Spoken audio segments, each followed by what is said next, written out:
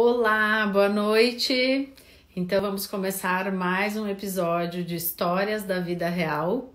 E hoje é história muito legal, na verdade é o sonho de qualquer tentante que luta, que é conseguir engravidar natural. E essa tentante tem uma história ainda mais especial, porque diferente da maioria das tentantes em que a gente não pode jurar que ela nunca vai engravidar, essa paciente ela tinha realmente uma chance remota de engravidar natural. E esse episódio de hoje então cumpre exatamente o objetivo que eu criei, o Histórias da Vida Real, que é conscientizar as mulheres que tentam engravidar que elas nunca devem parar de tentar, que elas nunca devem parar de acreditar que elas realmente vão conseguir engravidar. Essa paciente, essa ex-tentante, realmente nunca parou de acreditar, por mais remota que era a chance dela engravidar, e conseguiu engravidar naturalmente, tá? Vamos chegando então. E essa paciente hoje, quem acompanha todos os stories aqui da clínica, hoje eu postei uma paciente que é uma paciente muito especial para mim, e ela vinha tentando engravidar há muito tempo também, e eu postei hoje que ela conseguiu engravidar natural. Hoje eu dei uns berros aqui na clínica, ela deu risada e ela conseguiu engravidar natural. E a Franciele, que vai falar daqui a pouquinho com a gente, ela achou graça e assim ela ficou emocionada, porque bem no dia que ela ia falar da história dela, eu postei uma paciente que engravidou natural também depois de muita luta. Muita luta. Depois eu até posso contar um pouquinho a história dessa paciente. Vamos ver então se... Berros não, doutora André. A doutora Ângela adora dar berros e as pacientes adoram também. Vamos ver. Berros de alegria, de emoção. Ó, a Magda tá aí. A Magda também vai participar do Histórias da Vida Real com uma história linda, linda dela e do Luigi. Deixa eu ver aqui se a Franciele já entrou. Deixa eu ver aqui. Ah, entrou, tá ali ela. Vou chamá-la.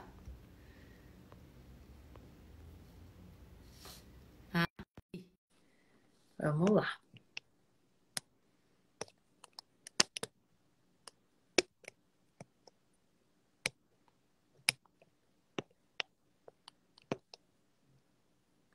Gente, a Franciele tá entrando. Vamos ver.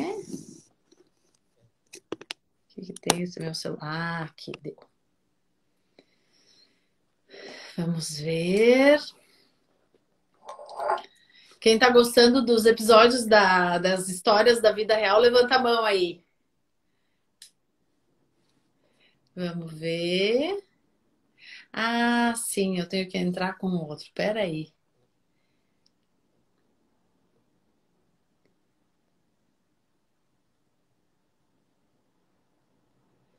Aqui. Olha, eu já ia fazer bobagem aqui. Pronto. Ah, que linda que tu tá! Que saudade de te ver. Ai, agora passou um filme na minha cabeça. Que linda, que Ah, saudade. ai, agora passou um filme na minha cabeça. Que Eu já amor. tenho que falar que eu sou muito chorona, viu? Pessoal que me desculpe, porque eu choro muito. Eu também sou chorona. Eu choro toda hora. Eu choro toda hora. Aham. Fran, olha só que história linda que tu vai contar agora. Hein? E assim, né? A tua história. Peraí, Fran, olha só. Eu ia te dizer já no início. Eu tenho que parar a live agora porque eu tenho que dar oi para meus filhos, tá? Olha ali, Tá. ó. Tá vendo, ó? Oi, é o Ítalo. Ítalo e Oh, Caetano, ó. Pra que vocês, ó. Eu lindos. Eles prometi que eu ia parar a live para dar oi para eles. eram um bebezinho quando eu estive É aí. verdade, é verdade. Aham, isso aí, isso aí. Então, Fran, eu acho que a tua história, porque assim, o que eu imagino que as tentantes tenham imaginado quando eu. Oi, meu filho! quando eu lancei o Histórias da Vida Real. E eu iria falar de casos de pacientes que lutaram e que engravidaram fazendo tratamentos, não desistindo, que é aquilo que a gente fala sempre, né? Não deu certo, vai lá, tenta de novo, né? Mas não era esse o objetivo. O objetivo, na verdade, é dizer para não desistir. Não interessa o caminho. O objetivo é colocar o corpo para trabalhar, mas colocar também a mente, a alma,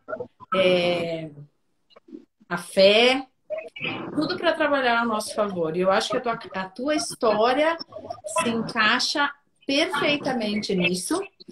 E com histórias da vida real, eu queria mostrar, inclusive, quem engravida depois de muita luta e consegue engravidar sem o tratamento. As clínicas estão aí para ajudar, mas eu sempre digo, o paciente feliz engravida mais. E aí entra o ser feliz, o ter fé, o não desistir, colocar todo o corpo para movimentar para que esse bebê chegue. Não interessa o jeito que ele vai chegar. E eu tô falando, inclusive, de adoção, né? Adoção, ovo doação, recepção de embrião e adoção de uma criança. O que interessa é ser mãe. Então, Franzinha, vamos lá. E no final, nós vamos ter a aparição da Cecília, né? Vamos, com certeza. Então, tá bom. Então tá. Tão feliz, eu estou tão feliz de estar aqui, primeiro para te rever, né? E depois por confirmar a humildade que você tem e tudo que eu acreditei lá no primeiro tratamento que eu fiz, né? Porque você poderia ter chamado tantos pacientes com positivo a partir da fertilização.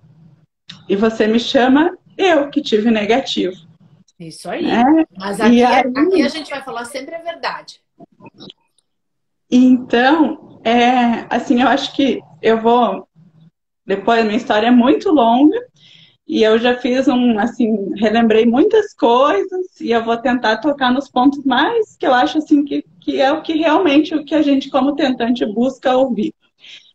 Mas, de primeira mão, eu tenho que dizer, assim, que a doutora Ângela sempre foi muito positiva, né?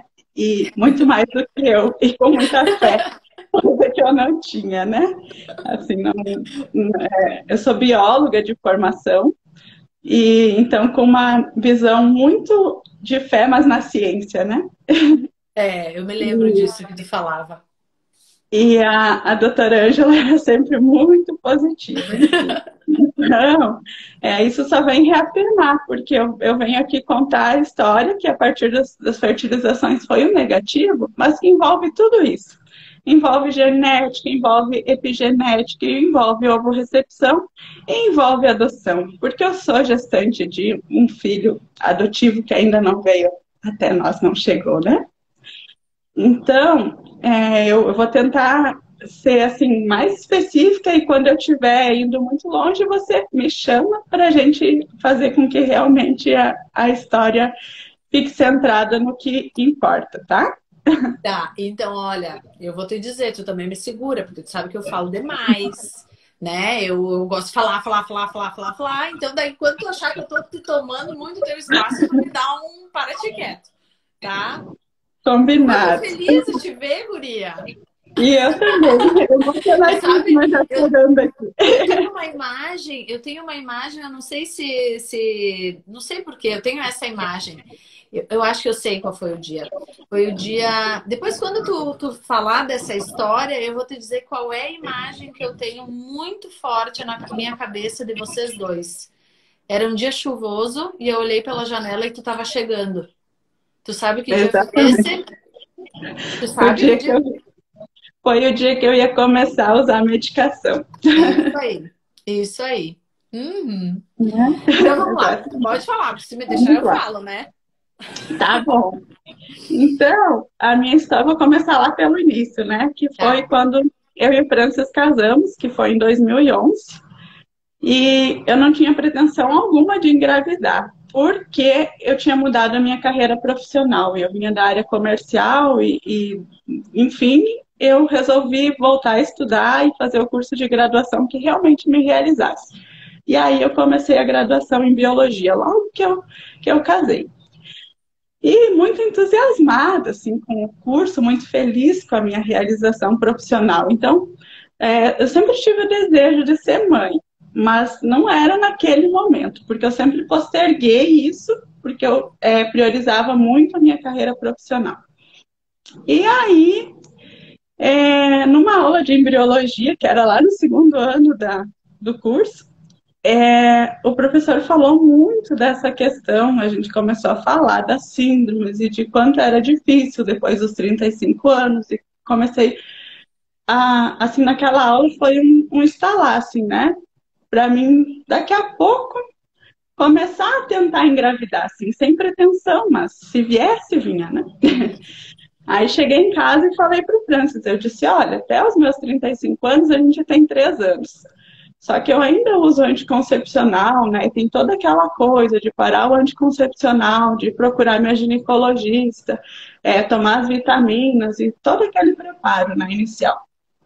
E eu acho que daqui a pouco é hora da gente começar a se prevenir de outra forma e eu parar o anticoncepcional. Então a gente conversou assim e aconteceu. Eu fui lá, voltei na minha ginecologista, que eu tenho uma grande paixão, né? Minha ginecologista desde a adolescência, e que é lá na cidade onde eu morava, que é em Juí, no interior do Rio Grande do Sul.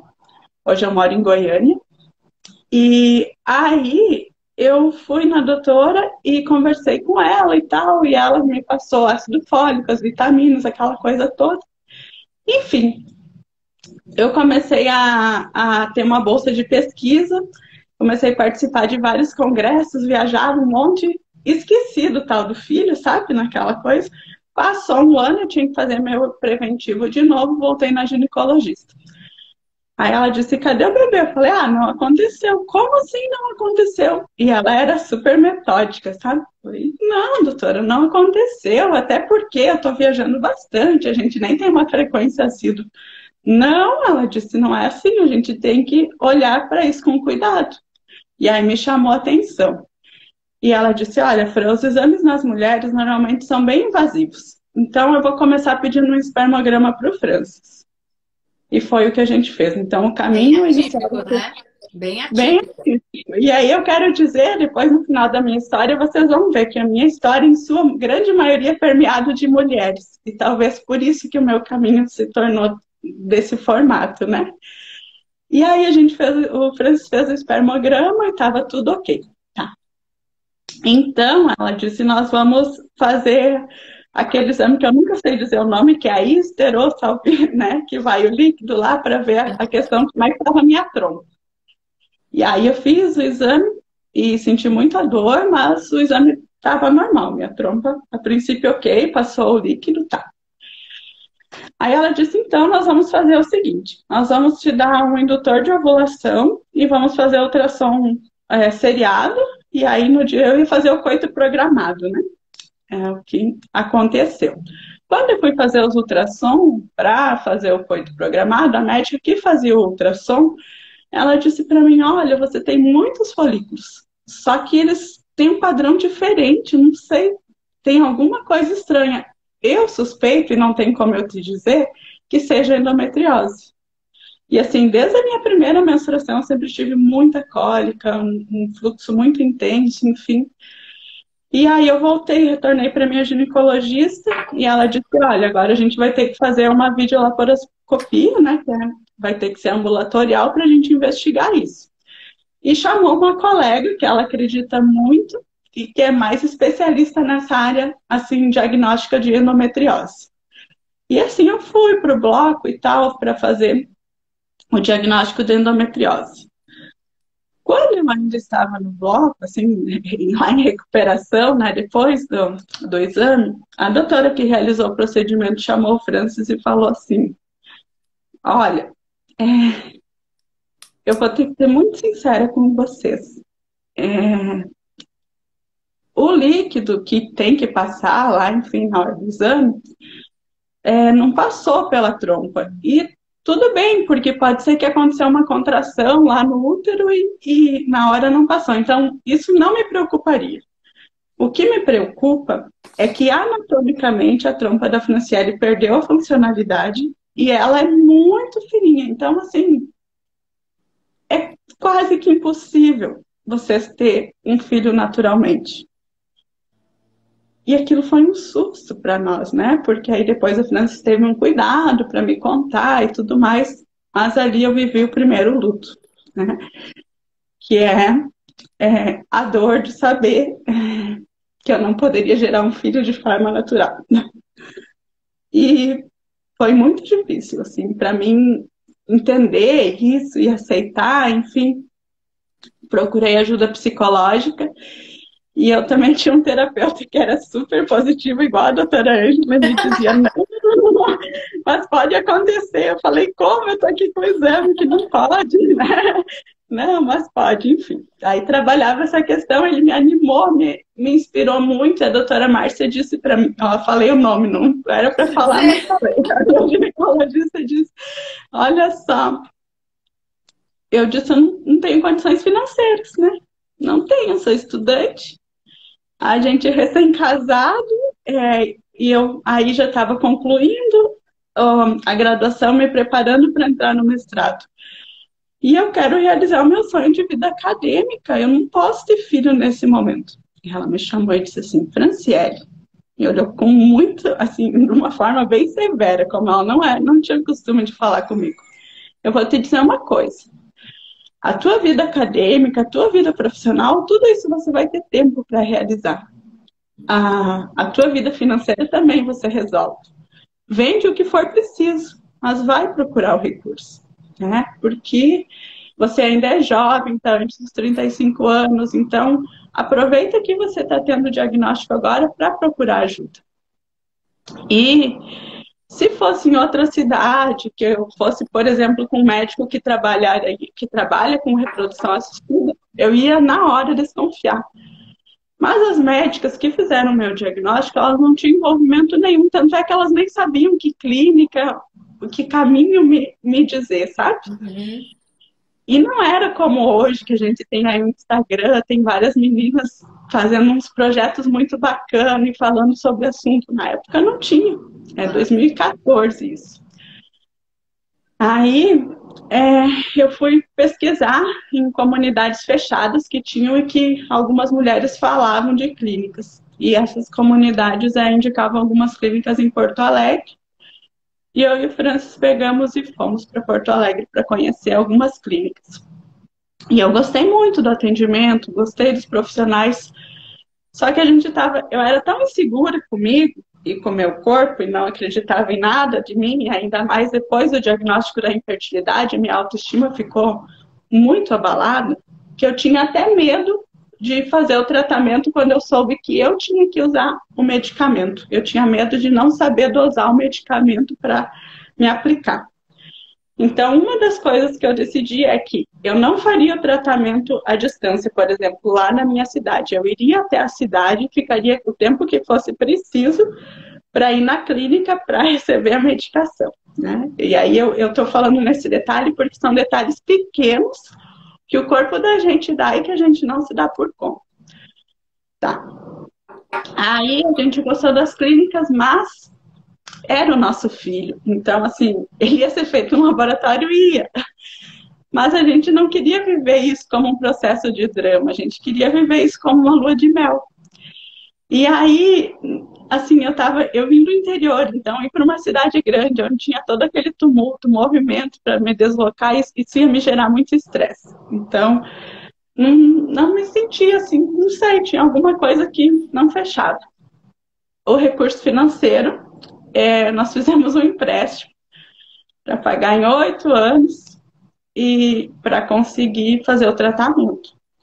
E aí eu entrei de novo nessa comunidade e conheci um casal homoafetivo. E esse casal, ela me disse assim, que ela tinha acabado de fazer um tratamento contigo. Só que ela tinha tido um negativo. Mas se ela precisasse indicar 1000 vezes, a clínica e você, ela indicaria. E aí eu contei para o Francis e a gente decidiu ir conhecer quem era, então, a tal doutora Ângela, né? Porque já tinha uma coisa que a gente gostou muito, que era na Serra Gaúcha. Então, nós Aham, íamos viver a nossa tão sonhada lua de mel aham, para fazer a nossa... aham, aham. E aí a gente foi até a clínica e assim, muito amedrontados e também sem saber muita coisa desse mundo, porque eu já tinha tido algumas informações nessas consultas que eu fiz em Porto Alegre, só que era um volume muito grande de informação, eu não sabia nem como lidar com aquilo tudo, sabe?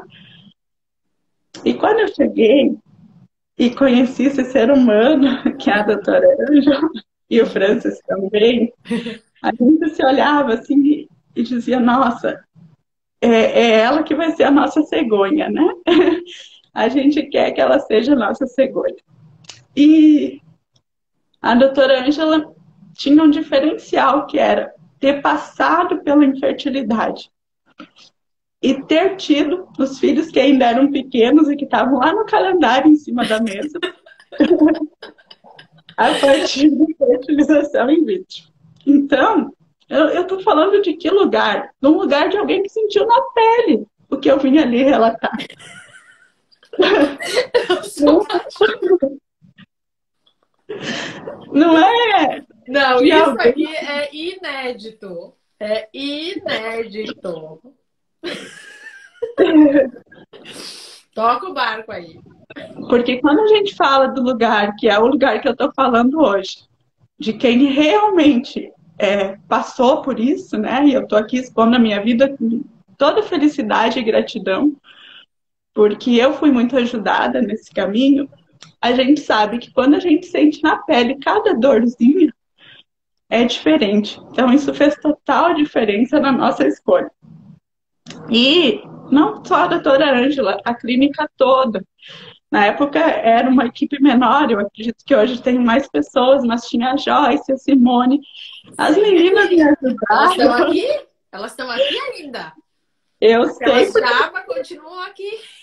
amadas. Elas me ajudaram até a conseguir desconto num hotelzinho da cidade. Porque tinha toda essa coisa de se sentir em casa mesmo, de dizer assim, olha, o meu recurso é tão pequeno que eu tenho que procurar qual restaurante que eu vou fazer a minha refeição para priorizar, né, o recurso para fazer o tratamento. Enfim, programamos férias. O Francis programou as férias, que desse assim em comum com as minhas. A gente conseguiu esse desconto lá no hotel da cidade, estávamos com o dinheiro do empréstimo e agora nós vamos viver o nosso sonho. Contei para todo mundo, contei para a família toda, né? Falei primeiro assim do diagnóstico da tristeza e aí depois com muita felicidade que a gente iria então fazer o tal do tratamento. Cheguei lá na doutora Ângela já com uma pasta de exames, porque a minha médica ginecologista já tinha feito todo esse percurso investigativo, né? E aí a doutora disse, olha, de exames está tudo assim, a gente vai ter que fazer os exames sanitários, que são aqueles para manipular o embrião e tal no laboratório, e pouca coisa, mas assim, o que tinha, até o antimileriano eu já tinha feito. Então, assim, o que tinha para ser feito Era super até raro de então fazer na época, né? era super raro, né? Hoje a gente pede para a maioria das pacientes, mas era bem raro. Então, assim, o que tinha de exames eu já tinha percorrido, né? Estava com o diagnóstico, então tá. E o resultado lá da minha vídeo, sim, eu tenho endometriose, né?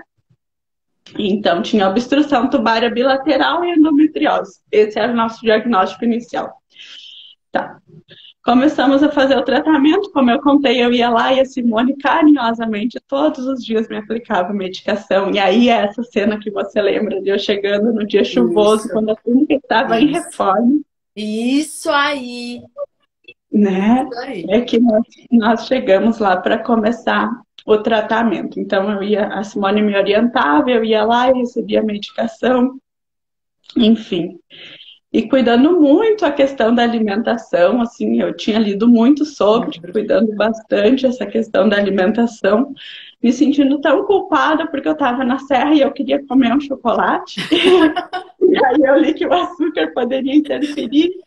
E aí depois que doutora, eu tive 17 ovos. E aí depois que a doutora Ângela fez a captação dos ovos, eu perguntei para ela, doutora, eu posso comer um chocolate? E ela disse sim, então explicou, né, que tinha que cuidar e tal, mas não é também para ser tão rigoroso, né? Eu esqueci de uma coisa. Antes de começar o tratamento, antes de ir para começar a medicação, quando eu fui fazer o primeiro ultrassom basal, que eu fiz lá na minha cidade, apareceu um cisto de água. Eu não sei se você vai lembrar. Isso eu não lembro. Eu tinha um cisto. E aí, o doutor que fez o meu ultrassom disse que teria que ver contigo se eu poderia ou não fazer o tratamento. E o meu mundo desabou, porque nós estávamos com férias programadas, com hotel, com tudo. E aí eu te liguei, o Francis estava aqui em Goiânia, porque ele já atendia aqui a região. E eu te liguei e você disse, eu não consigo ver direito por telefone, porque também a precisão de imagem e tudo de fotos, não era tão eficiente quanto hoje, né? Que eu poderia até ter mandado o exame hoje se fosse de forma digital, Meu né? Deus. E aí, a gente foi até Bento num domingo de manhã e você fez o exame para ver se realmente eu poderia fazer naquele ciclo ou não o tratamento. Então, além disso, teve toda essa questão de me atender em pleno domingo de manhã, abrir a clínica só para ir lá fazer o ultrassom. Na época eu morava aqui na frente, tu lembra? Aham. Eu morava na frente da clínica. Sim. Aí tá, fizemos ultrassom, o cisto não era tão significativo, você me explicou que com os hormônios lá não ia ter problema e eu ia poder fazer o tratamento. Outra coisa que você me pediu e que eu ri muito o dia que você me pediu foi para mim fazer um beta antes do tratamento, né? E aí eu falei, beta, doutora, nossa, eu tenho até trauma porque minha menstruação atrasava tanto e agora eu tenho que fazer beta de novo. E ela falou, você sabe que tem mulheres que estão em tratamento e quando a gente vai começar estão grávidas? E eu falava, ah, tá bom, doutora, Papai Noel existe também. Né? Assim, então, a tua positividade que eu quero frisar o tempo todo. E eu, não, cética. Aí fizemos o. Eu estava muito, muito feliz, muito tranquila de estar conseguindo fazer o tratamento, muito positiva. Tivemos 17 óvulos captados. E aí eu fiquei muito feliz porque sonhava em ser mãe de gêmeos. E aí, quando chegou no terceiro dia, no segundo dia, depois que captou os folículos, eu comecei a me sentir muito angustiada. E é uma coisa que eu não sei explicar até hoje. Mas eu tive uma sensação de quase luto, assim. Eu fiquei muito mal mesmo. E aí o Francis disse para mim, vamos passar o dia hoje em Gramado, porque a gente tinha que esperar aqueles 5 dias, né, até fazer a transferência. E aí, para não ficar ansioso, ele disse, vamos para Gramado, vamos passear lá, você vai espairecer a cabeça. Quando nós estava chegando em Gramado, era 11 horas da manhã, meu telefone toca e era a doutora Ângela. E a doutora Ângela disse, Fran, eu tô te ligando porque eu não tenho notícias tão boas quanto eu gostaria de te dar. Formaram 12 embriões dos 17 óvulos. Só que hoje a gente só está com 5 embriões aqui no laboratório. E assim, o lugar ainda que é mais eficaz, embora a gente reproduza muito bem esse ambiente artificialmente, é mais seguro que eles estejam no teu útero nesse momento. Então a gente vai mudar o protocolo, a gente não vai transferir de 5 dias, a gente vai transferir de 3 dias. E aí me deu, enfim, me instruiu como proceder, isso era no sábado, e no domingo de manhã a gente faria a transferência. Aquele nosso passeio em Gramado virou um turismo nas igrejas. A gente foi em todas as igrejas. E a gente rezou muito, muito, assim. Eu chorei em todas, né? Cada uma que eu rezava, eu chorava. Aí, no domingo de manhã, a gente fez a transferência. Eu tenho ainda o videozinho da transferência dos 2 embriões. E a doutora Ângela disse: aqui estão os teus filhos, né? Assim, muito positiva. E, e a gente também estava, né? Assim, confiante que aqueles dois que eram, assim, morfologicamente olhando, né? Eles eram ok, né? Estavam, assim, com uma boa classificação. Não eram excelentes, mas tinham uma boa classificação morfológica. Aí, a gente tinha até trocado de hotel, porque eu tinha toda a preocupação com a escadaria, né? Assim, queria fazer um repouso, ser muito seguro depois da transferência. Então, no hotel que eu estava, eu tinha que subir escada. Aí a gente foi para outro hotel para mim poder ficar em repouso depois da transferência, não subir escadaria. E aí, tá. Ficamos mais 2 dias e voltamos lá para nossa cidade. Aqueles 14 dias que foi, né? Até o resultado do Beto. Quando chegou no 5º dia, que era que daria que eu faria transferência, né? E as meninas, a embriologista me ligou e disse: Afra, a esperança está aí na tua barriga, né? Seus filhos estão contigo, porque aqui no laboratório os 3 que ficaram não evoluíram. Né? Enfim, a gente fez o tratamento, eu tinha os 2 embriões comigo, mas os outros, né, não tinham evoluído. De 19 óvulos. 17. 17 óvulos. Isso. E aí eu me agarrei tanto naqueles meus 2 embriões e eu conversava tanto com eles e eu tinha certeza que eles iam ficar ali comigo, sabe? E eu não saí durante esses 14 dias da minha casa porque eu fazia repouso para me cuidar.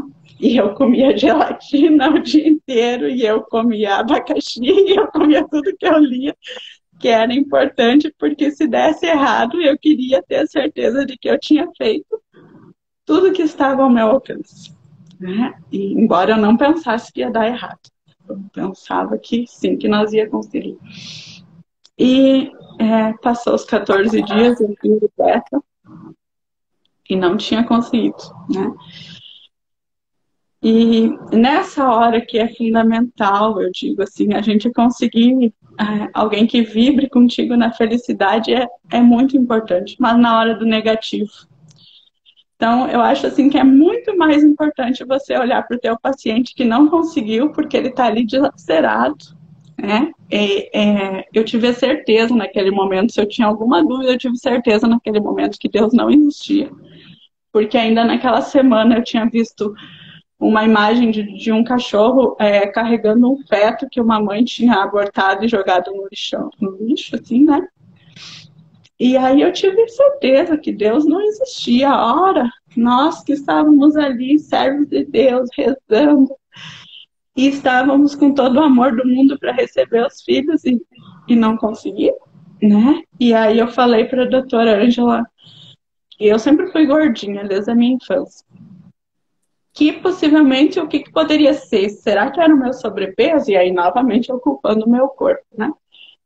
E a doutora Ângela disse: sim, é bem importante a gente cuidar da parte da alimentação, mas eu vou te dizer que isso não é definido, não foi o que definiu o teu caso. Por quê? Se eu tenho pacientes com MC muito abaixo, muitas vezes eu até peço para que elas tenham uma ingesta maior, né, de alimento, porque a gente tem muito hormônio que a gente utiliza no tratamento que é lipossolúvel. Então também não pode ter assim 0 de gordura, né? E você não é obesa, enfim, conversou um monte comigo, mas eu tinha certeza que a doutora Ângela estava só me passando a conversa, porque a culpa era minha, do meu corpo, da minha gordura, né? Porque de final de semana, muitas vezes eu tomei refrigerante. E possivelmente o refrigerante que eu tomei é que fez com que eu não conseguisse. Então, assim, eu me culpava por tudo que acontecia. E a doutora Ângela ali, positiva, me disse: não, nós só vamos investigar a questão genética. Só vou te pedir um exame. Eu, como assim, doutora? Só um exame? Não, eu quero saber tudo. Eu quero investigar tudo. Aí fui lá na minha doutora, na minha ginecologista revoltada. Eu disse: a doutora só quer investigar a parte genética, eu quero investigar tudo. Ela falou: calma, não é assim, né? Vamos sentar e vamos ver, né? Vamos fazer, sim, um exame genético. Enfim, fui fazer o exame genético, aí nesse período o Francis foi transferido aqui para Goiânia e nós teríamos que mudar de estado. Então ele veio para cá, como eu estava estudando, já fazendo o mestrado, eu não poderia vir com ele, né? Tinha que ficar mais um tempo no sul e esse exame genético demorava um tempão para vir o resultado. Se não me engano, foram 40 dias para vir o resultado. Quando veio o resultado que eu peguei, eu estava sozinha. E quando eu olhei o exame, eu vi que eu tinha 45 cromossomos, né? E assim, uma pessoa que é normal tem 46 cromossomos. E eu olhei aquele exame e fui ver qual era o cromossomo que estava alterado, e era o cromossomo 13. E aí, como sou bióloga, na hora eu soube que o que envolvia a questão era a síndrome de Patot, né? Que é uma síndrome gravíssima, que as crianças nascem e vivem às vezes horas ou nem chegam a nascer. Nessa hora, eu compreendi o quanto Deus é maravilhoso e o quanto Ele estava me protegendo. Eu transferi 2 embriões sem fazer análise genética, porque Não tinha a minha indicação. expressão de fenótipo não expressa o que eu tenho no meu cariótipo. Então, assim, não é uma pessoa com suspeita, eu não tenho ninguém da minha família, não tenho histórico familiar, então não se tinha essa suspeita genética, né? E eu transferi 2 embriões sem fazer a biópsia. Eles poderiam ter implantado e eu poderia ter passado por aborto, que seria muito, muito pior do que eu receber o negativo. E aí eu me rendi, assim, agradeci muito quando eu peguei aquele exame. Eu não fiquei mal, eu fiquei feliz, porque eu compreendi o quanto eu estava sendo segurada no colo naquele momento, momento que eu achava que eu era vítima do mundo. Não, eu estava sendo protegida, né? A natureza estava me protegendo, sabiamente me protegendo. E aí, só que eu não entendia muito, assim, né? Sabia do quadro que envolvia, mas a questão da fertilização, como prosseguia, eu não sabia qual seria o caminho. E a doutora Ângela de novo me liga e assim ficou mais de 1 hora comigo no telefone. Me falou muita coisa, tanta coisa linda. Me falou assim, Fran, agora eu vou te falar do meu lugar de mãe. Para quem é mãe, cromossomos é o que menos importa, né? A gente tem outras saídas. E me falou da ovorecepção, né? Ela disse assim, a gente tem 2 opções, que é a gente fazer análise genética, tentar de novo e fazer análise genética. Eu não sei da tua condição financeira, porque assim, eu também lá nunca falei dessa questão, né, da doutora. Isso era uma questão minha pessoal que eu ia resolver. Nunca falei, né, da onde que eu tinha dinheiro, enfim, aquilo não entrou em mérito. E aí ela falou, eu não sei da tua condição financeira, mas eu vou ser sincera contigo. Não é só o financeiro, é o emocional também. Essa via, se a gente escolher essa via, e tudo bem se você escolher, você tem que estar segura, porque assim, a gente vai ter que tentar muitas vezes, e pode ser que, porque não tem como saber em qual ciclo que você vai ter um embrião saudável. Então, talvez eu tenha que induzir 2 ou 3 vezes. E aí tem todo o desgaste emocional de fazer análise genética e saber se o embrião é viável ou não. E se você receber um óvulo, aí ela me explicou toda a beleza da ovorecepção, né? O quanto meu caminho seria mais tranquilo sendo receptora de um óvulo. Mas assim, eu estava vivendo o meu segundo luto, porque até então o meu diagnóstico era infertilidade e agora eu tinha um diagnóstico de praticamente esterilidade. Então, era assim, um lugar muito sensível e eu recebia aquela informação sozinha e sem saber. Embora o doutor Ângela teve toda essa cautela comigo, eu não sabia direito como lidar com essas informações.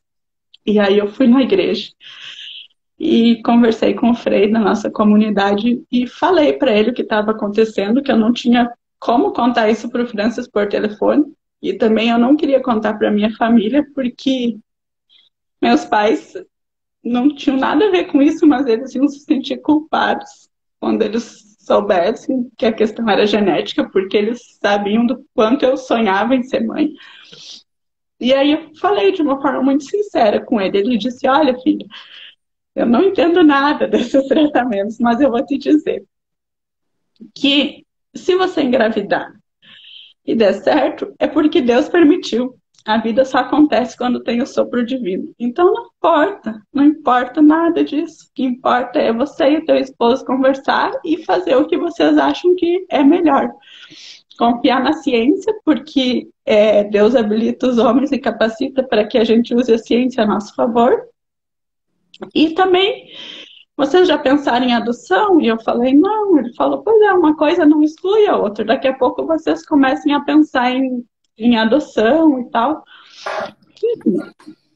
Eu fui para casa e depois, quando encontrei com ele pessoalmente, a gente conversou e eu nunca tinha perguntado para ele o que ele achava de adoção, né? E aí ele foi muito aberto, assim, ele disse, olha, eu quero ser pai, para mim não importa, né?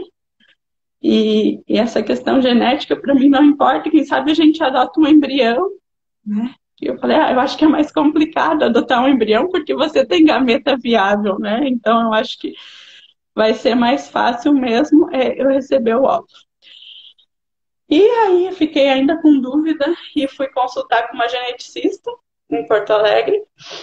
E ela me falou das duas opções, e aí a gente faz a probabilidade, e aí ela me disse, olha, tem mais ou menos 30% de chance de dar certo. Então, como vocês estão em processo de mudança, eu aconselho que você vá lá para a cidade que você tem que morar e amadureça essa ideia. Enfim, 6 meses agora não vai fazer diferença, ainda mais se você for receptora de um óvulo, né? Porque aí o primeiro tratamento eu fiz com 34 anos, e eu já estava com 35. E a gente veio aqui para Goiânia e novamente eu procurei a ajuda de mulheres tentantes. Então eu sempre gostei muito de ter contato com meninas que são tentantes, porque elas estão nesse mundo e muitas vezes quando a gente fala para as pessoas que não sabem da realidade, elas na ânsia de querer ajudar a gente, trazer uma palavra de conforto, elas deixam a gente pior, porque elas dizem assim, esquece que você vai conseguir. Eu postei um vídeo esses dias, o que não dizer para uma tentante, pelo amor de Deus. Esquece que você vai conseguir. Então, assim, não esquece, a gente não esquece. Não tem como esquecer. E não é assim, né? Não é. Tá certo que a questão emocional envolve muito, isso é certo. Mas não é o consciente que atrapalha, né? Então, essa frase não deve ser dita nunca. Fran, deixa eu te interromper um pouquinho. Olha só. Se a gente ultrapassa 1 hora, a gente perde a live. E eu não quero perder isso. Faltam 13 minutos. Então, a gente está quase 1 hora. Isso. Nossa. Isso. Aí a gente veio para cá, eu fui numa clínica e o doutor me disse que o melhor seria eu fazer o tratamento com análise genética, né? E aí sim, eu pensei, então quem sabe é a hora, né? E aí fiz o segundo tratamento, tive 21 embriões. Desses 20, assim, ele fez o protocolo baseado no teu e mudou porque algumas pessoas. Mas eu cheguei aqui antes disso, deixa eu falar que a gente consultava já na época por Skype com a doutora Ângela. Tá?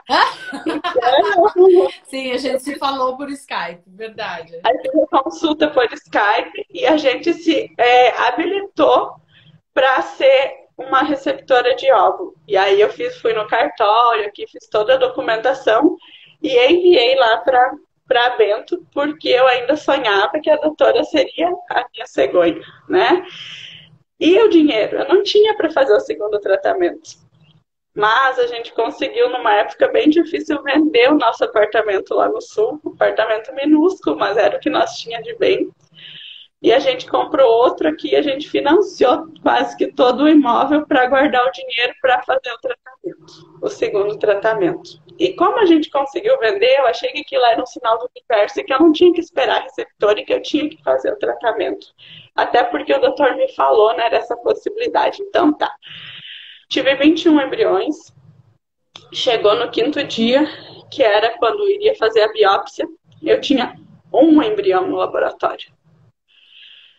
E aí o doutor me disse assim, olha, vamos confiar na seleção natural e vamos transferir esse embrião. E aqui eu quero dizer que eu conheço que a fé, ela é fundamental, tratar as emoções é fundamental, e eu queria falar um tempão só do tratamento das emoções, mas não vai dar tempo. Nós vamos fazer outra. Mas o conhecimento da ciência faz a diferença, porque sim, eu tinha fé, mas eu sabia que a síndrome envolvida é uma síndrome muito grave. E não é porque esse embrião chegou no quinto dia que ele era euploide. E se eu transfiro esse embrião? E se eu passo por um aborto? Quem vai sentir a dor? Sou eu só para eu ter um positivo? Não. Nem que seja um, eu vou fazer análise genética. Tranquei o pé e fiz análise genética. Não vinha nunca o resultado do exame. Aí quando veio o resultado do exame, eu soube só porque eu liguei no laboratório, porque eu acho que não tinha nem coragem de me dizer, né, o resultado. E aí a gente ligou para ele perguntando, e ele estava muito constrangido, e o embrião era aneuploide, tinha uma alteração, não era viável. E, enfim, aí a segunda fertilização foi desse jeito. E aí eu fui em outra clínica aqui e conheci a versão masculina da doutora Ângela. E o doutor concordou com tudo que a doutora Ângela já tinha me falado, né? Que o melhor seria fazer a recepção. Me falou que eu precisava de ajuda psicológica e eu conheci umas terapeutas muito especiais e comecei a fazer esse acompanhamento psicológico. Mas, assim, muito desacreditada na questão da fé. E aí eu e o Francis fomos numa missa e eles estavam chamando os casais para o encontro de casais com Cristo. E aí eu e o Francis fomos nesse encontro. E eu cheguei lá, adivinha, tinha uma senhora dando testemunho da história do filho dela, que tinha uma questão genética muito similar à minha, só que é homem e por isso tem azoospermia. E ela falou assim, olha, ele poderia ter desenvolvido deficiência intelectual, ele poderia ter tido obesidade mórbida, ele não foi acometido com nada disso. Na hora que essa senhora falou isso, eu me derramei em lágrimas. Porque sim, eu nunca tinha visto por esse lado. Eu era infértil, sim, mas tinha um monte de outra solução, né, para a infertilidade. E tanto é que eu e Francis já havia começado o processo de adoção, que eu falei para vocês que eu sou gestante, né? Então hoje de um filho adotivo. E eu poderia ser mãe de outras formas. Como a doutora Ângela me falou, a gestação, ela começa aqui no coração, não é no útero, né? E aí eu vi o quanto eu era agraciada. E lembrei do porquê que eu sou tão devota de Nossa Senhora. Porque quando eu era criança, toda noite eu sonhava com ela segurando a minha mão. E essa senhora é muito devota de Maria. E eu procurei ela depois desse encontro e ela orientava eu e o Francis com orações para fazer. E eu fazia orações para que eu recebesse o meu óvulo, porque aí eu conheci um monte de meninas nesse tempo que eram doadoras de óvulos. E essas meninas, uma sensibilidade de um amor tão grande, que rezavam para que as mulheres que recebessem os óvulos delas engravidassem. E eu fiquei tão comovida com aquilo, e eu pensei, meu Deus, como eu estou sendo egoísta, o caminho poderia ter sido tão diferente. Só que a gente não tinha mais recurso financeiro.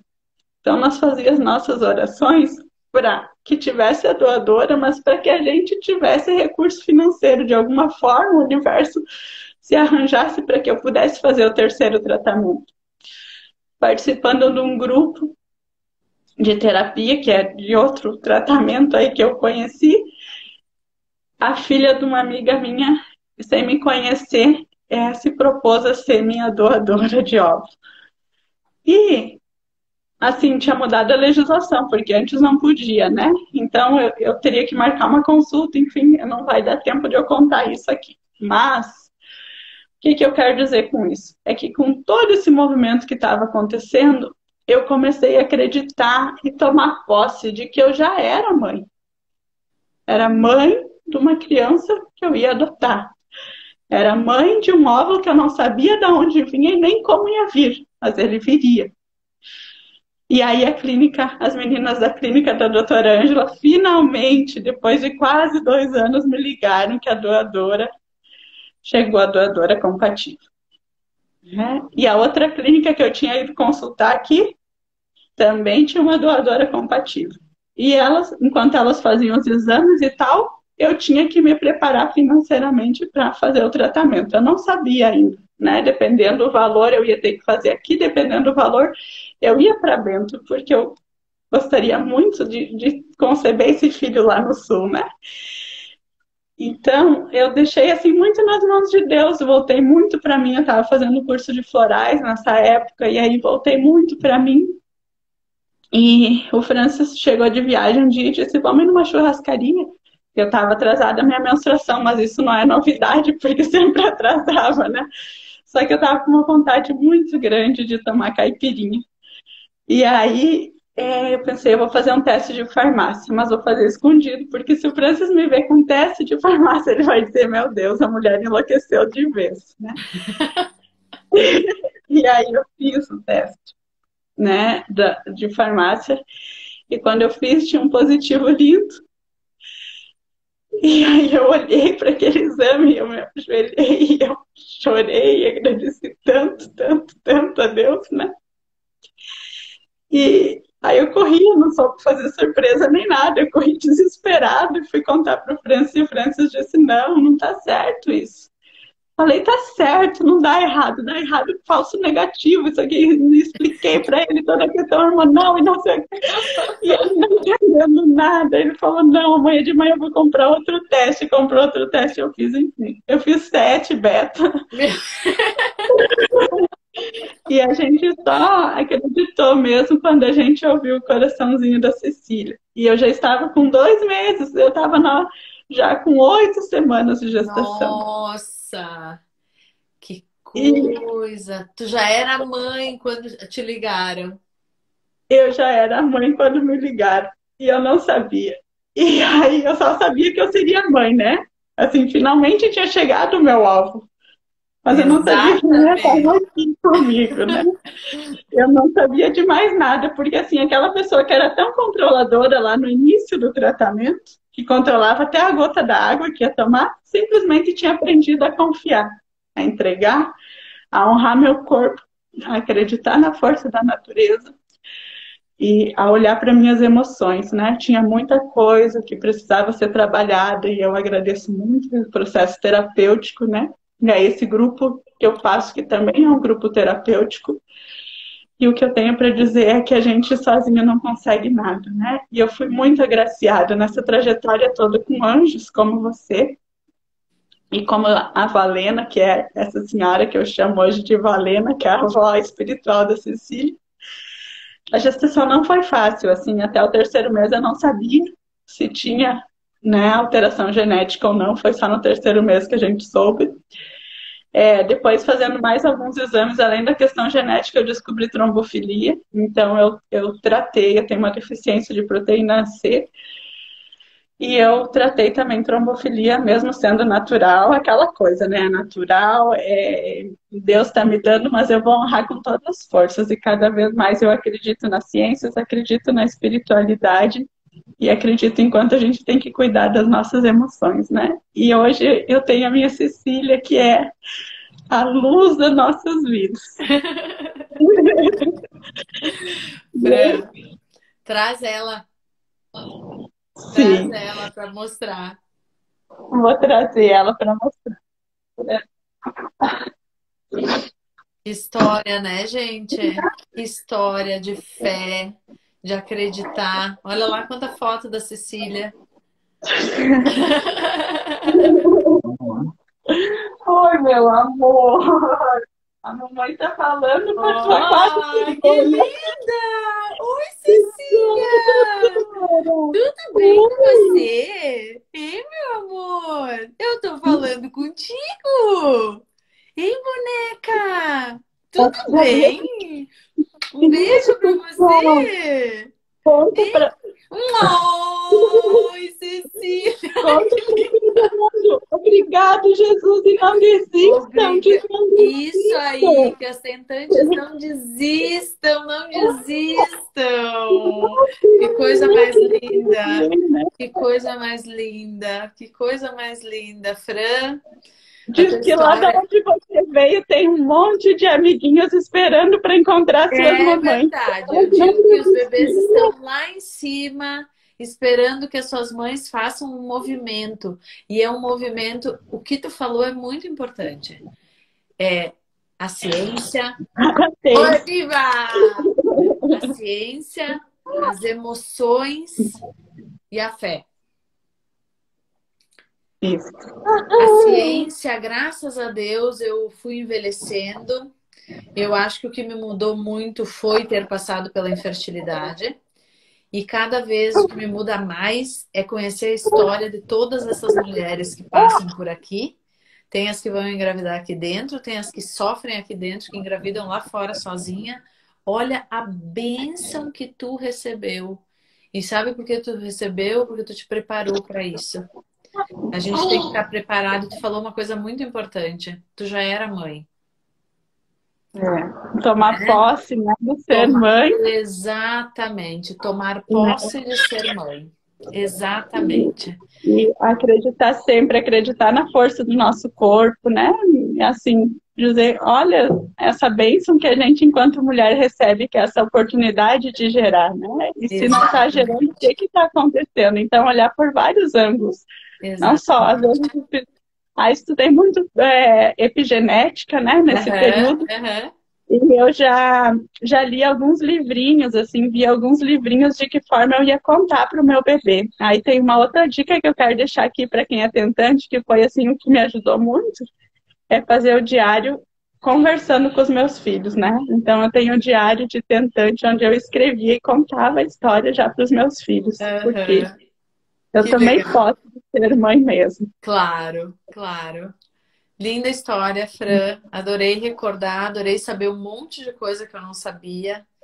Eu tenho certeza que, assim, ó, esse é o propósito do Histórias da Vida Real, é trazer histórias de verdade, né? Não é porque a gente está dentro de uma clínica que só vai engravidar aqui dentro.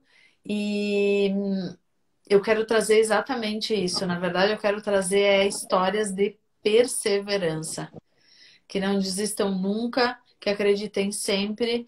Que tu falou uma coisa sobre o luto da infertilidade, eu falei sobre isso hoje com uma paciente, sobre a dor de enxergar o seu próprio corpo que não consegue trabalhar, né? A dor dela era maior não por ter que receber um óvulo de doadora, mas a dor dela era maior porque ela não conseguia, né? Pela fragilidade, pela impotência. E tu superou isso, mas tu superou isso antes da Cecília chegar. Antes. É. Antes, né? Então, tô recebendo aviso aqui, falta 1 minuto, Fran. Só quero te agradecer, te agradecer, te agradecer, te agradecer. A história é linda, linda, linda, né? E, nossa, demais. E a tua Gratidão, Cecília é doutor. linda, Gratidão. Deus tá? abençoe sempre a sua trajetória. Eu não Amém. tenho como descrever com palavras a importância que você tem em nossas vidas. Querida, um beijo, tá? Um abração pro Francis, tá? Um beijo. Fica com Deus. Beijo, grande. Você Tá? Um também. Você beijo. também. Ela está Tchau. olhando o áudio aqui encantada. Tchau. É, Beijo, tchau. tchau. Então, gente, boa noite. Muito obrigada. Eu me emocionei, já chorei. É, e assim, histórias da vida real.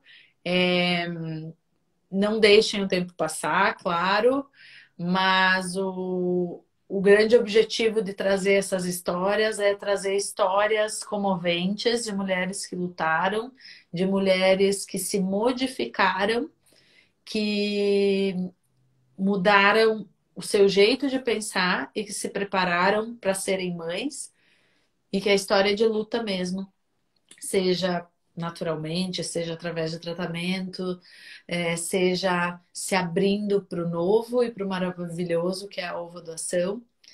E adorei a presença de vocês. Um grande beijo e até a próxima. Não vai ser quinta que vem porque é feriado, vai ser só na outra, tá bom? Um beijão. Boa noite.